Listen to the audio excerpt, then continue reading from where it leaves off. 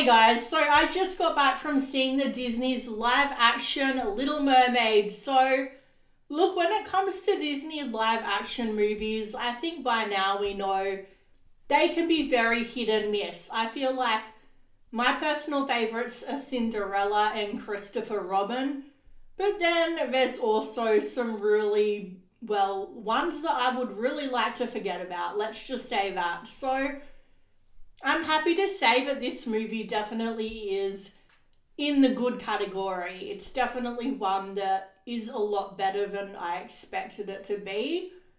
I've got to be honest, I was going in with pretty low expectations and it surprised me.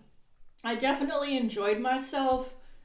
Would I rewatch it? Probably not, but it flew by. It was 2 hours. It didn't feel like it went for too long, and the story pretty much matched up with the original, which confused me a lot because they made such a big fuss in all the interviews about how they were changing around the story and the lyrics to the songs, which is part of why I went in with low expectations. But it was pretty much the same thing as the cartoon. So yeah, I don't really see why they did that. But anyway, so look, when it comes to her little sidekicks, because every Disney princess needs to have a sidekick that's an animal. So we have Sebastian and Scuttle, not Scuttle, but we'll talk about Scuttle in a second. So Flounder, the problem with him was that he wasn't bright enough. He didn't really stand out in the underwater setting, because the original Flounder was very vibrant in colour. But this one, he sort of faded away into the background a bit. So Sebastian looked creepy, those eyes just, yuck. And he looked like a spider, the way he moved, and I get it, that's what crabs are meant to do, but still, they could have made it a little less terrifying for those of us that are scared of spiders. And a word of warning, if you're like me and you're scared of spiders, do not watch that movie Arachnophobia. I rewatched it recently because it's such a good movie, but I keep forgetting how much it terrifies me. So I just remember the good parts, not the bad parts. Anyway, so we're not here to talk about spiders, but when it comes to Sebastian, his character seemed okay.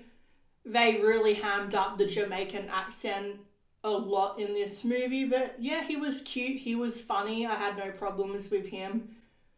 So they made Scuttle a woman, so he was originally a man, it was pretty much the same character. So Eric, Prince Eric, I did have a problem with.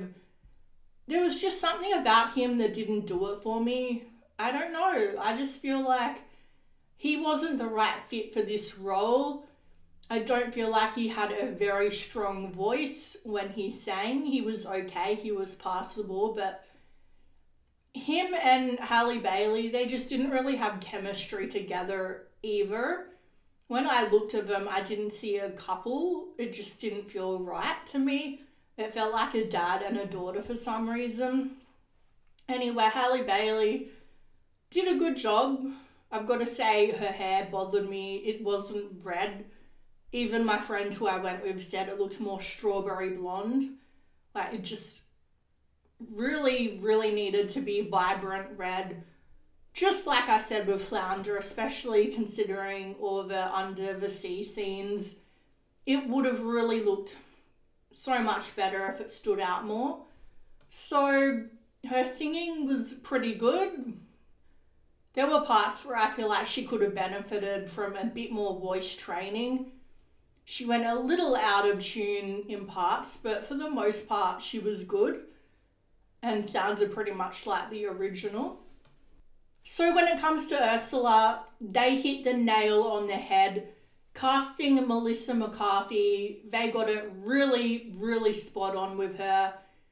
I heard they were thinking of casting Lizzo, and I'm so glad they didn't, because Melissa just did a really good job, and I feel like that part of the story where she transforms herself into a human to go and try to get the prince to kiss her. We all know the story. So the girl who played her, the transformed version of her, did such a good job. I really wish they had expanded that role more and that she was a bigger part of the story. So Ursula, towards the end of the movie, makes herself like really ginormous, and it's actually a scene that's pretty amazing but also scary for little kids, as well as there's a scene with a shark in it towards the beginning. So if you've got really, really little kids, I don't know, if they're sensitive, they might be a little bit scared in those bits.